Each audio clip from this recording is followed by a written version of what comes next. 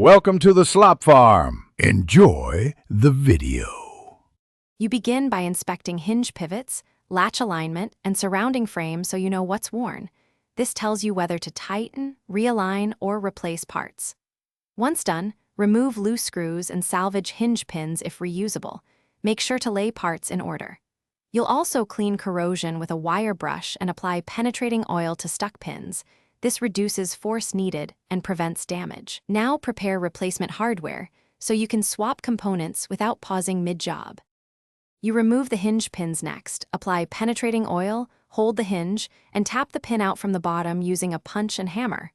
Once pins are out, inspect each hinge. Bend straight hinges on a flat anvil or replace them if cracked because a weak hinge will fail quickly. Reinstall new pins and hand thread screws to prevent cross-threading, then tighten. As you tighten, check the door swing and vertical alignment so the latch meets the strike plate cleanly. Adjust before fully tightening. You finish by testing the latch engagement. If the latch misses the strike plate, slightly bend the strike plate or add a thin shim so the latch seats smoothly. Replace any corroded latch mechanism rather than forcing it. New parts restore proper tension and security. After installing rust-resistant screws and applying a light lubricant to moving parts, cycle the door 20 times to confirm smooth operation. If the door still sticks or gaps appear, loosen hinge screws slightly and reshim incrementally until the fault disappears.